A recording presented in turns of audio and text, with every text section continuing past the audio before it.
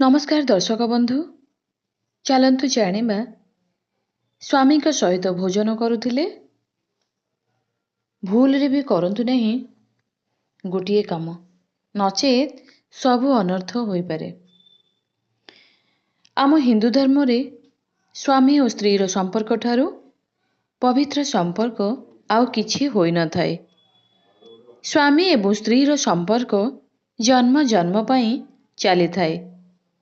स्वामी स्त्री को नहीं बहुत कथा रही।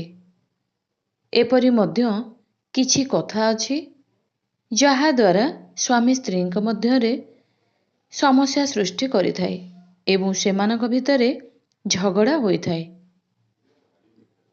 तेबे आपण माने सुनिथिबे कि गोटे थाली रे स्वामी स्त्री खाइले सेमानक भितरे भल पाइबा बढ़ी थाए एवं सेमानकर भितरे गभीर संपर्क गढ़ी उठी थाए। किंतु आम हिंदू शास्त्र अनुଯାयी गोटे थाली रे स्वामी स्त्री मिशिकी सेवन करने आदर उचित होई न थाए।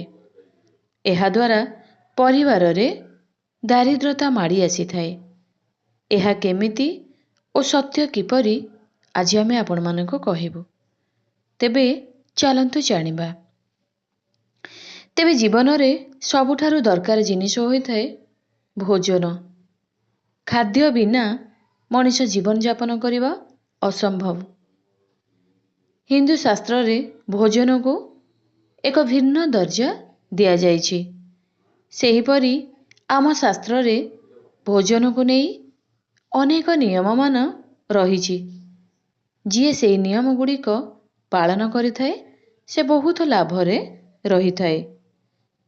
किंतु जिए एही सबु नियम अणदेखा करिथाए से जीवन सारा दुख रे रहिथाए एवं पछतेई थाए।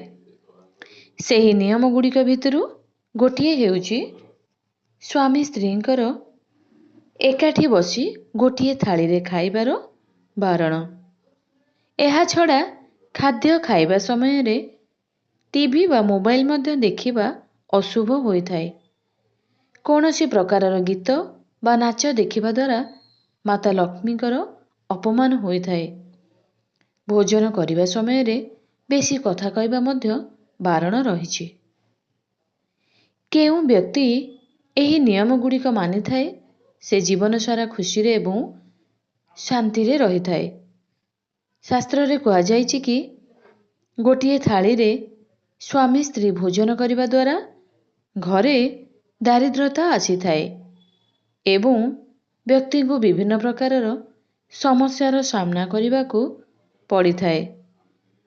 तेणु सदा सर्वदा खाद्य नियम अनुसार खाइबा उचित।